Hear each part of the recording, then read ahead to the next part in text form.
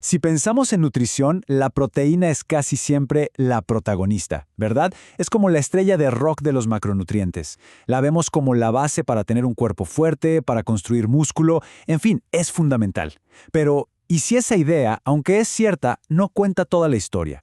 Hoy vamos a meternos de lleno en la ciencia de lo que comemos, explorando una perspectiva que nos dice, ojo, que más no siempre significa mejor. Y esta es la gran pregunta que va a guiar todo nuestro recorrido. Vivimos en una época donde las dietas altas en proteína están por todos lados. Batidos, barras, polvos, parece que la regla es que nunca es suficiente. Pero a ver, la biología es un juego de equilibrios muy delicado. Así que vamos a indagar si este pilar de la nutrición tiene, digamos, un lado B, un punto en el que sus beneficios empiecen a quedar en segundo plano frente a ciertos riesgos. Bueno, para que no nos perdamos, hemos organizado este análisis en 6 secciones. Primero, vamos a hablar de la paradoja de la proteína. Después, nos vamos a poner un poco técnicos para entender sus subproductos. Luego, echaremos un vistazo a las dietas de moda, a los peligros específicos del exceso de proteína animal, a la alternativa vegetal y, para cerrar, veremos cómo podemos usar todo esto para tomar mejores decisiones en nuestro día a día. Arranquemos por lo básico, lo que nadie discute. La proteína es absolutamente esencial para la vida. Es, literalmente, el material con el que estamos hechos. Células, enzimas, hormonas, todo. Sin proteína, simplemente no funcionamos. La paradoja, sin embargo, aparece cuando nos pasamos de la raya. La evidencia que vamos a revisar sugiere que, una vez que cubrimos lo que nuestro cuerpo necesita, seguir consumiendo más y más proteína, sobre todo de origen animal, no solo no nos da más beneficios, sino que podría estar encendiendo interruptores biológicos que, a la larga, no son tan buenos para la salud. Para entender bien esta paradoja, tenemos que hacer un pequeño viaje al interior de nuestro metabolismo. Porque, no todas las calorías se procesan igual. Es como usar distintos tipos de combustible en un motor. Ahora vamos a ver la diferencia clave en cómo nuestro cuerpo saca energía de los carbohidratos, las grasas y las proteínas. ¿Y por qué esto es tan, pero tan importante? Primero, un repaso rapidito. ¿Qué es una proteína? Pensemos en ella como un collar de perlas, donde cada perla es un aminoácido. Lo que hace única a la proteína, a diferencia de los carbohidratos y las grasas, es que en su estructura química tiene 2 elementos clave: nitrógeno, que está en todos los aminoácidos, y a veces azufre. Estos 2 elementos son la razón de su doble función. Son vitales para construir nuestros tejidos, sí, pero también son la causa de los residuos metabólicos de los que vamos a hablar ahora mismo. Y aquí está el meollo del asunto. Los carbohidratos y las grasas están hechos de carbono, hidrógeno y oxígeno. Cuando nuestro cuerpo los quema para obtener energía, lo hace de una forma súper limpia. Los desechos, dióxido de carbono, que sacamos al respirar, y agua. Fácil. Pero la proteína... la proteína es otra historia. Por culpa de ese nitrógeno y azufre, su combustión deja residuos ácidos y tóxicos. El nitrógeno se convierte en amoníaco y luego en urea, y el azufre en ácido sulfúrico. ¿Y quién tiene que limpiar todo eso? Nuestros riñones, que se llevan una carga de trabajo extra para filtrar y eliminar estos compuestos. Ok, con esta base de bioquímica ya en mente, ahora sí podemos analizar con otros ojos las famosas dietas altas en proteína. Nos prometen bajar de peso casi por arte de magia, acelerar el metabolismo, suenan genial, ¿no?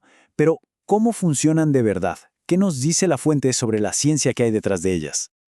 A grandes rasgos, estas dietas se dividen en 2 grupos. Por un lado tenemos las cetogénicas, que son las más extremas. Reducen los carbohidratos al mínimo para que el cuerpo entre en cetosis, un estado en el que empieza a quemar grasa como si fuera su gasolina principal.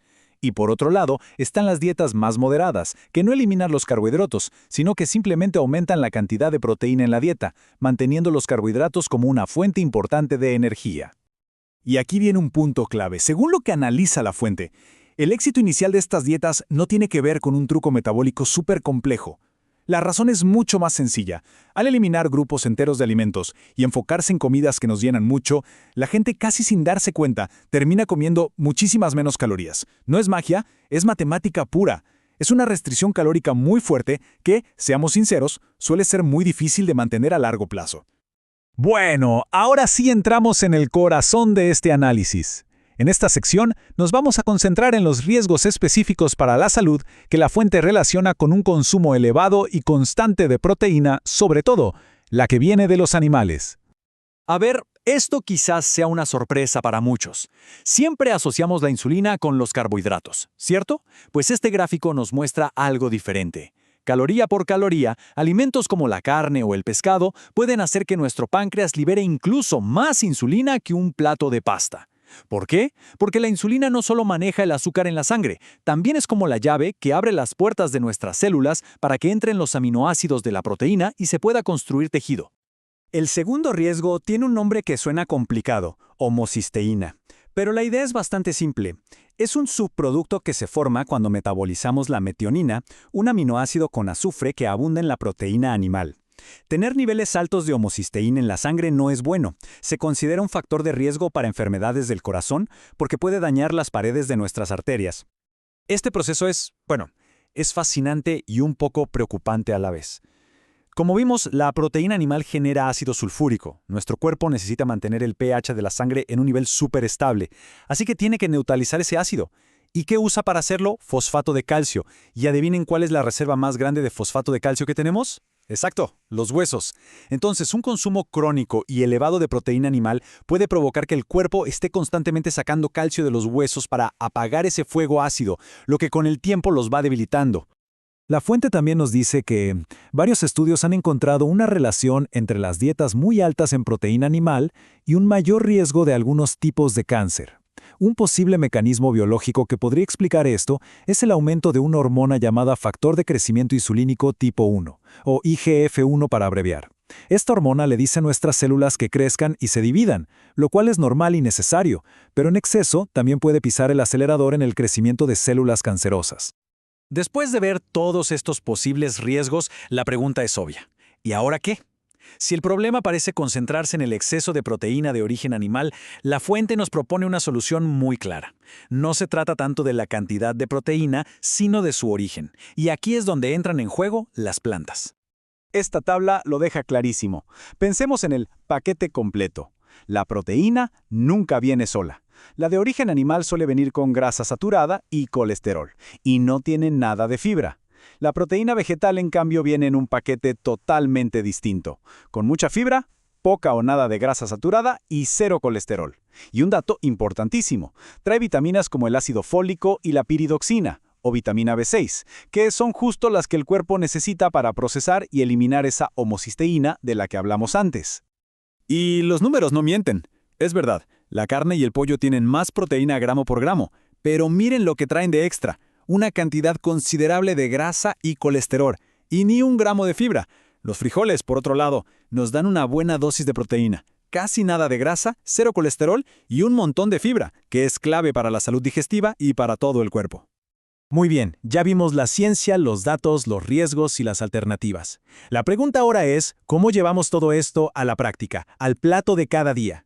Esta última parte se trata justo de eso, de aplicar estas ideas para tener una dieta más saludable sin importar cuáles sean nuestras preferencias.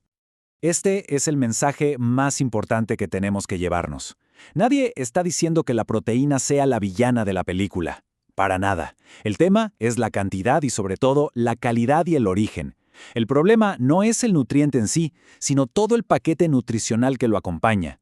Un exceso de proteína animal simplemente concentra varios factores de riesgo en un solo tipo de alimento.